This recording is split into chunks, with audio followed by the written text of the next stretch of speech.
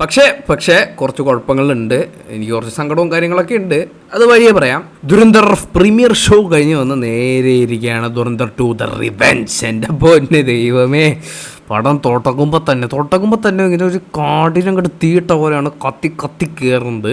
നിങ്ങൾ എന്ത് വേണമെങ്കിലും എക്സ്പെക്ട് ചെയ്തുകൊണ്ട് നോക്കോ, എന്ത് കോപ്പ് വേണമെങ്കിലും എക്സ്പെക്ട് ചെയ്തുകൊണ്ട് നോക്കോ. പക്ഷേ ആ ഒരു തുടക്കം, ആ പടം തുടങ്ങണ സാധനം നിങ്ങളുടെ ആ ഒരു എക്സ്പെക്റ്റേഷൻ എക്സീഡ് ചെയ്യും. പിന്നെ നമുക്ക് എല്ലാവർക്കും അറിയുന്ന പോലെ നമ്മൾ എന്താണ് ദുരന്തർ പാർട്ട് 1 കാണുക എന്ന് ഉദ്ദേശിച്ച്, അതായത് ജസ്കിരത്ത് ആരാണ്, എന്താണ്, എങ്ങനെയാണ് അവൻ ഇവിടെ ഇങ്ങനെ വന്നത്, അങ്ങനെ ആ ഒരു ബാക്ക് സ്റ്റോറിയും കാര്യങ്ങളൊക്കെയാണ് ഫസ്റ്റ് ഹാഫും കാര്യങ്ങളും. പിന്നെ ബാക്കിയുള്ള ലിയാറയുടെ പൊളിറ്റിക്സ് കാര്യങ്ങൾ എങ്ങനെയാണ്, റഹ്മാൻട്ടൊക്കെ ഇട്ട് മരിച്ചു കഴിഞ്ഞ് ഇനി എന്തൊക്കെയാണ് ഉണ്ടാവാൻ പോണേ. ഞാൻ ആ ഒരു എൻ്റെ മുമ്പത്തെ വീഡിയോസിൽ പറഞ്ഞു വെച്ച കാര്യങ്ങൾ എന്തൊക്കെയാണോ കഥയായി വരാൻ പോകുന്നത്, അതൊക്കെ തന്നെയാണ് കഥയായിട്ട് വരുന്നത്. പക്ഷേ വളരെ നല്ല കുറേ ട്വിസ്റ്റ് ആൻഡ് ടേൺസ് അതിൻ്റെ ഇടയിലുണ്ട്. അത് കിട്ടില്ല സാധനമാണ്, കിട്ടില്ലായിട്ട് അവർ എക്സിക്യൂട്ടും ചെയ്തിട്ടുണ്ട്.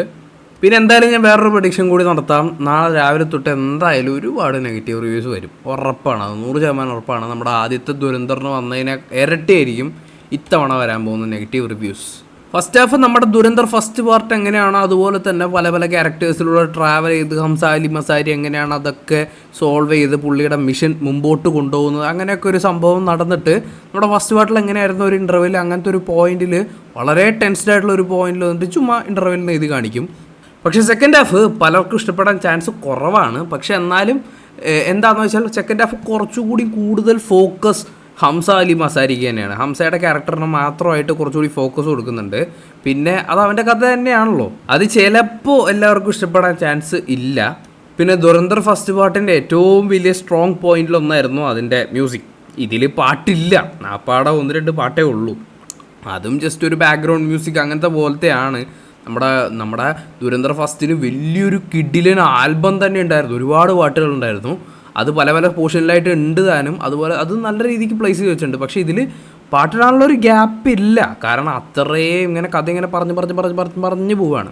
പിന്നെ സെക്കൻഡ് ഹാഫിലേക്ക് വരുമ്പോൾ അവർ കുറച്ചുകൂടി ഇരുന്ന് ടൈം എടുത്തിട്ടാണ് കഥ പറയുന്നത്. വളരെ ഈ ക്യാരക്ടേഴ്സിൻ്റെ ഡ്രാമയിലാണ് ആ ഒരു സെക്കൻഡ് പാർട്ട് ഫോക്കസ് ചെയ്യുന്നത്. എനിക്ക് പൊതുവേ ഭയങ്കര സ്ലോ പേസ്ഡ് ആയിട്ടുള്ള ക്യാരക്ടർ അധികമുള്ളൊരു ഡ്രാമ കാണാൻ ഭയങ്കര ഇഷ്ടമാണ്. അതുപോലെ സെക്കൻഡ് ഹാഫ് അത്യാവശ്യം നല്ല രീതിക്ക് എനിക്ക് വർക്കൗട്ട് ആയത് അതുകൊണ്ടാണ്. അത് ചിലപ്പോൾ എല്ലാവർക്കും ഇഷ്ടപ്പെടാൻ ചാൻസ് ഇല്ല, കാരണം നമ്മുടെ ബ്രെയിൻ ഫ്രൈ ആയിട്ട് ഇരിക്കുകയാണ്. നമ്മുടെ ഇൻസ്റ്റഗ്രാം റീലൊക്കെ കണ്ടിട്ട് അറ്റൻഷൻ സ്പാൻ എന്ന് പറയുന്ന സംഭവമേ ഇല്ല. പക്ഷേ എനിക്ക് വലിയ പ്രശ്നമായിട്ട് തോന്നിയില്ല, എനിക്കിങ്ങനെ ലാഗ് കാര്യങ്ങളൊന്നും അടിച്ചില്ല. ഞാൻ ചുമ്മാ 5 മണിക്കെങ്ങാണ്ട് തുടങ്ങിയിട്ട് 5:30 തുടങ്ങിയിട്ട് 9:30 ഞാൻ തിയേറ്ററിൻ്റെ പുറത്തേക്ക് വരുന്നത്. പക്ഷേ വലിയ പ്രശ്നമായിട്ടൊന്നും തോന്നിയില്ല, എനിക്ക് ലാഗായിട്ട് തോന്നിയില്ല. പക്ഷേ കൂടെ ഇരിക്കുന്ന കുറേ പേരൊക്കെ ഫോൺ നോക്കുന്ന കണ്ടു.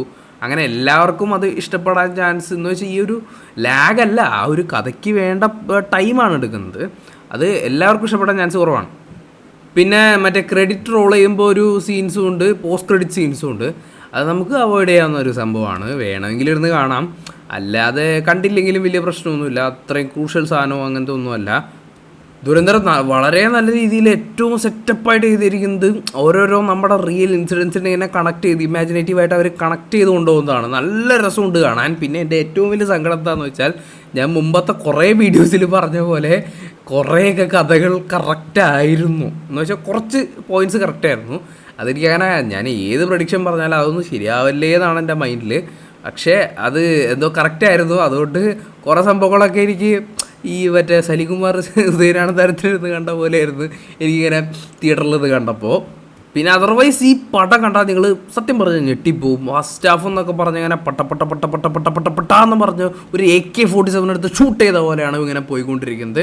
പക്ഷേ സെക്കൻഡ് ഹാഫ് വരുമ്പോൾ നിർത്തി കറക്റ്റായിട്ട് കഥ പറഞ്ഞ് എന്താണ് ഇനിയൊക്കെ നടക്കാൻ പോകുന്നത്, ഈ അവരോരോ ചെയ്യുന്ന കാര്യങ്ങളുടെ ആ ഒരു ഇമോഷണൽ തലയും എങ്ങനെയാണ് അങ്ങനെ കറക്റ്റായിട്ട് ഡെപ്തായിട്ട് പറയുകയാണ്. ഇമോഷണൽ ആയിട്ടുള്ള സംഭവങ്ങളൊന്നും നമുക്ക് അങ്ങനെ പടപടാന്ന് പറഞ്ഞു പോകാൻ പറ്റില്ല, കാരണം ഇമോഷണൽ കണക്റ്റ് കിട്ടില്ല. ആൻഡ് കുറേ അധികം പുതിയതായിട്ടുള്ള ക്രൂഷ്യലായിട്ടുള്ള കുറേ ക്യാരക്ടേഴ്സ് വരുന്നുണ്ട്, അവരൊക്കെ നല്ല രീതിക്ക് ചെയ്തു വെച്ചിട്ടുണ്ട്.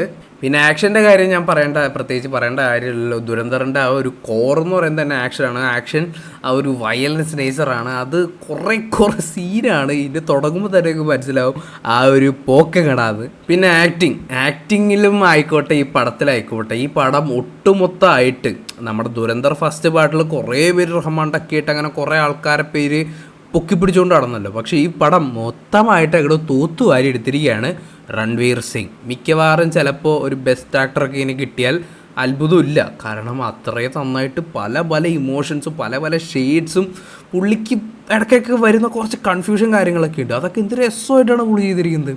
പുള്ളി പിന്നെയും പിന്നെയും പ്രൂവ് ചെയ്തുകൊണ്ടിരിക്കുകയാണ്. പുള്ളി ഈ കാണിച്ചിറക്കുന്ന പോലെ ഈ കോമാളി കാണിച്ചിറക്കുന്ന പോലത്തെ ഒരാളല്ല, പക്ഷെ കിടിൽ ആക്ടറാണെന്ന്. കിടിലനായിട്ടുള്ളൊരു ബോളിവുഡിൽ ഈ ജനറേഷനിലെ ഏറ്റവും നല്ല ആക്ടേഴ്സിൽ ഒരാളാണ് രൺവീർ സിംഗ്. പിന്നെ നമ്മുടെ സാറാ അർജുന് പിന്നെയും കുറേ നന്നായിട്ട് പെർഫോം ചെയ്യാനുള്ള കുറേ പോർഷൻസ് ഉണ്ട്. അതൊക്കെ പുള്ളിക്കൊരു നല്ല രസത്തിൽ നല്ല രീതിക്ക് ശരിക്കും മെച്യൂറായിട്ട് തന്നെ പുള്ളിക്കാർ കൈകാര്യം ചെയ്തിട്ടുണ്ട്. നന്നായിട്ട് അഭിനയിച്ച് വെച്ചിട്ടുണ്ട്. ബാക്കി എല്ലാ ക്യാരക്ടേഴ്സും അഭിനയത്തിൻ്റെ കാര്യത്തിൽ നമുക്ക് അവരെ വിളിച്ച് എടുത്ത് പറയേണ്ട ആവശ്യമില്ല. അവരെല്ലാവരും പ്രൂവ് ചെയ്തിട്ടുള്ള ആൾക്കാരാണ്.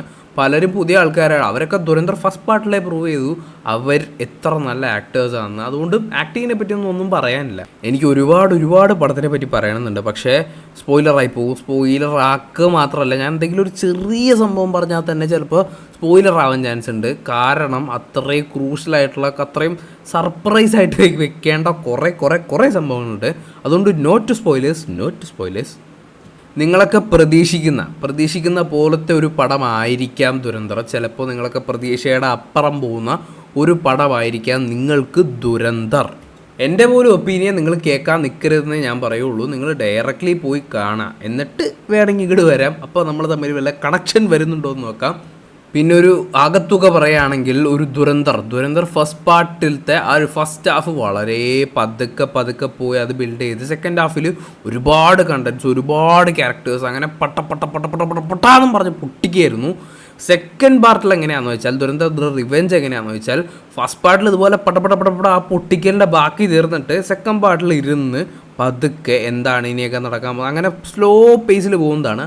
അപ്പോൾ ഇത് വേണം നിങ്ങൾ പ്രതീക്ഷിച്ച് പോകാൻ. ഇങ്ങനെയാണ് ആ പടത്തിൻ്റെ ഒരു ഫോർമാറ്റ്. പക്ഷേ ദുരന്തർ ഫസ്റ്റ് പാർട്ടിൻ്റെ മുകളിലേക്കൊന്നും ദുരന്തർ സെക്കൻഡ് പാർട്ട് പോയിട്ടില്ല, പക്ഷേ താഴേക്കും പോയിട്ടില്ല. എവിടെ നിൽക്കുന്നോ രണ്ടും ഒരേ ഒരു ത്രാസിലിട്ട് തൂക്കിയ പോലെ ഒരേ കനത്തിൽ നിൽക്കുകയാണ്. പിന്നെ എന്തായാലും ഞാൻ പറയുന്നു ഒരുപാട് നെഗറ്റീവ് റിവ്യൂസ് ഉണ്ടാവും, അത് ഉറപ്പാണ്. ദുരന്തർ ഫസ്റ്റ് പാർട്ട് ഉണ്ടായ പോലെ ഒരുപാട് നെഗറ്റീവ് റിവ്യൂസ് ഉണ്ടാവാൻ കാരണമുണ്ട്. കാരണം ഒരുപാട് പേർക്ക് ഇഷ്ടമില്ലാത്ത കുറേ കാര്യങ്ങൾ ഇതിലുണ്ട്.